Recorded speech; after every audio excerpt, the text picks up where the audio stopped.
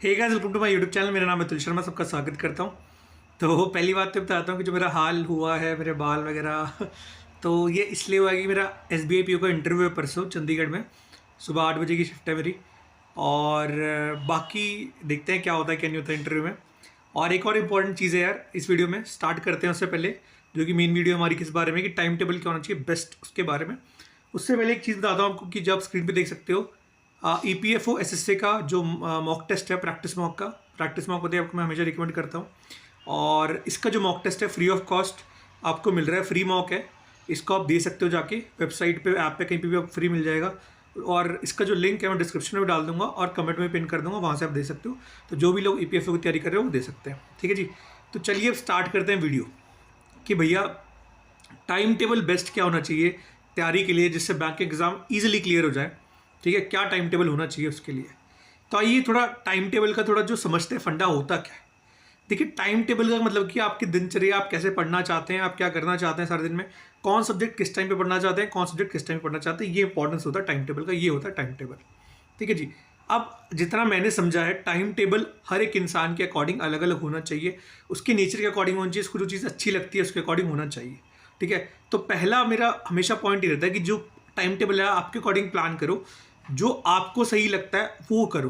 ठीक है, जैसे अगर सुबह उठते हैं, मान लो किसी को लगता है कि सुबह उठ के मेरे को मैथ्स पढ़ने का मन करता है तो मैथ्स पढ़ो। अब कई से होते हैं कि सुबह सुबह उठे, मेरे को नींद नहीं खुल रही यार, मेरी मैथ्स कैसे पढ़ लूँगा, उसमें इतना कैलकुलेशन है, तो कुछ और पढ़ लो।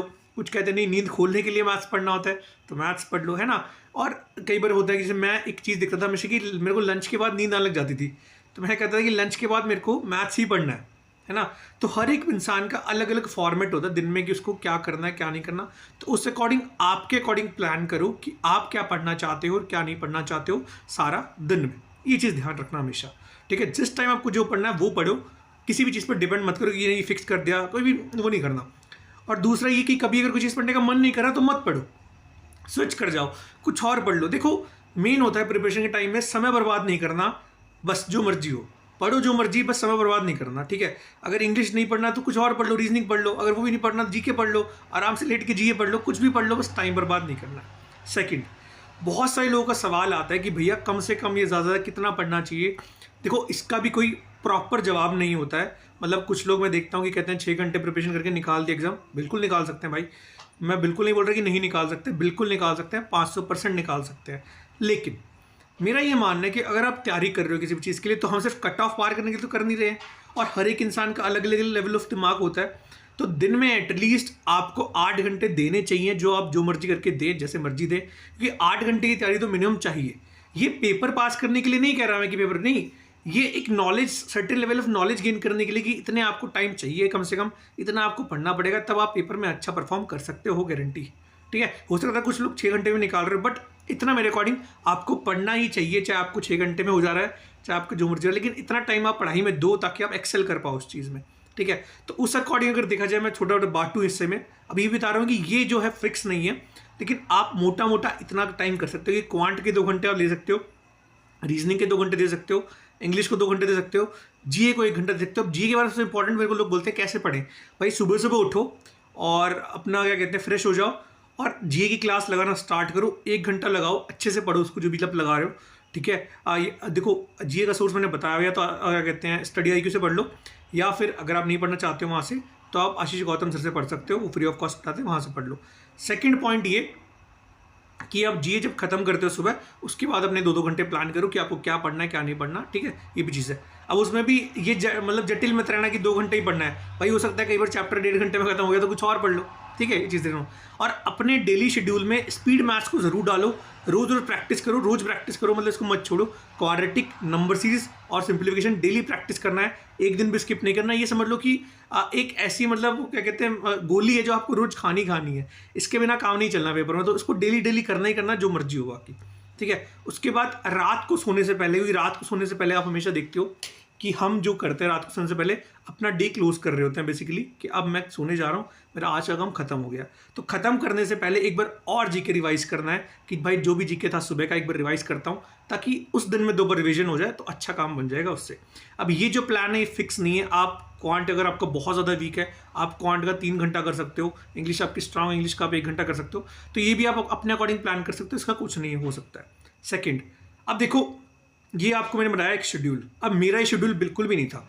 मेरा शेड्यूल क्या होता था कि जैसे मैंने अगर क्वांट पढ़ना है आज, तो मैंने सारा दिन ही क्वांट पढ़ना है। मैंने सिर्फ देखो इंग्लिश और रीजनिंग हटा दो, जीके का सेम पैटर्न फॉलो करता था, 1 घंटा जीके पढ़ा, फिर सारा दिन ही क्वांट को दे दिया, जब तक मेरा क्वांट का जो मेरा मतलब मोटो था कि आज ही खत्म करना है, वो खत्म नहीं हुआ तब तक क्वांट पढ़ता रहा। ठीक है, जब वो खत्म हो गया तो दूसरे सब्जेक्ट पे स्विच करा, लेकिन तब तक क्वांट पढ़ता रहा, तब तक उसका टारगेट खत्म नहीं हो गया। मान लो मैंने टारगेट लिया था कि मुझे एक चैप्टर खत्म करना है, इसके सारे क्वेश्चन करने हैं आज, तब वो खत्म हो गया, तब नेक्स्ट मैं सब्जेक्ट पे स्विच करता था। ठीक है, ये करता था हमेशा मैं, और रात को रिवाइज करता ही करता था। तो ये भी आपका शेड्यूल हो सकता है। मैं क्या कह रहा हूँ बार बार कि शेड्यूल आपके अकॉर्डिंग होना चाहिए, बस ध्यान दें कि आपको पढ़ना है, बस इंपॉर्टेंट है वो। ठीक है, उसके बाद हमेशा थोड़ा एक्स्ट्रा टाइम निकालें कि जैसे अगर आपका क्वांट बहुत 99% में बात करता हूँ, लोगों का क्वांट बहुत वीक होता है ना, तो उसके लिए एक्स्ट्रा टाइम निकालें भाई, उसके लिए बुक्स प्रैक्टिस करें। अगर बुक्स से आपका काम नहीं चल रहा तो मॉक से प्रैक्टिस करें।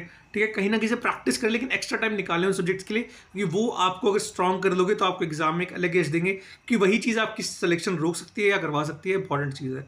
ठीक है, और बाकी बताई दिया आपको कि ये स्टैंडर्ड प्लान पे मत स्टिक करें, कुछ भी आप अपने अकॉर्डिंग प्लान बना सकते हैं। तो बाद एट द एंड ये बात बोलना चाहूँगा कि भाई आप देख सकते हो कि जो प्लान होता है वो आपके अपने अकॉर्डिंग होता है, बट मैंने एक स्टैंडर्ड प्लान बताया कि आप ये फॉलो कर सकते हो, और ये भी बहुत अच्छी चीज़ है। अगर आप 8 घंटे फॉलो करते हो तो आपके 8 घंटे निकल जाएंगे, वो पता भी लगेगा, और आपकी प्रिपरेशन बहुत अच्छी होगी। ठीक है, बस ध्यान ये देना है कि कम से कम इतना पढ़ो और अपने अकॉर्डिंग प्लान करके पढ़ो, क्या पढ़ना है क्या नहीं पढ़ना। ठीक है, एक चीज़ और लोगों के दिमाग में रहती है कि जैसे सुबह उठते हैं टू डू लिस्ट बनाओ नहीं बनाओ, भाई बनाना बनाओ नहीं बनाओ ना मर्जी मेरी, मैं नहीं बनाता था पर्सनली, कि मेरे को इन सब चीज़ों में विश्वास नहीं था। मैं तो भाई जो मन में आया पढ़ लिया पढ़ लिया पढ़ लिया। मेरा था कि पढ़ना है, मैं अपने मन में टारगेट रखा कि यार ये चैप्टर खत्म करना है आज तो करना है। ठीक है, छोटा मोटा लिख लिया, क्योंकि मेरे अकॉर्डिंग कभी मेरा टारगेट पूरा होता ही नहीं था। ठीक है, मैं हमेशा क्या करता था टारगेट में एक्स्ट्रा लिख देता था, तो मेरा वो पूरा करना मेरे लिए पॉसिबल नहीं हो पाता था कभी भी, तो इसलिए मैंने लिखना ही छोड़ दिया। मैंने कहा नहीं भाई रहने दे, जितना होता है ठीक है, मैं पूरा नहीं करूँगा। ठीक है जी, तो यही थे इस वीडियो में। आई होप आपको काफ़ी हेल्पफुल वीडियो लगी हुई है और आपको काफ़ी हेल्प मिली होगी इससे। ठीक है जी, और जैसा कि आपको मैंने बताया था कि प्रैक्टिस मॉक का जो फ्री मॉक टेस्ट है आप वो दीजिए, लिंक दे दूँगा मैं डिस्क्रिप्शन में कमेंट में। बाकी अगर आपको मेरे से कोई हेल्प चाहिए, कुछ मुझसे पूछना है, तो उसके लिए भी मैं अपना टेलीग्राम ग्रुप का लिंक दे दूँगा डिस्क्रिप्शन में, उसको आप देख सकते हैं जाके, वहाँ पे मुझे मैसेज करें जाकर। ठीक है जी, थैंक यू सो मच। फिर मिलेगा वीडियो में, जब तक के लिए बाय, ऑल द बेस्ट, तैयारी करते रहिए, बाय।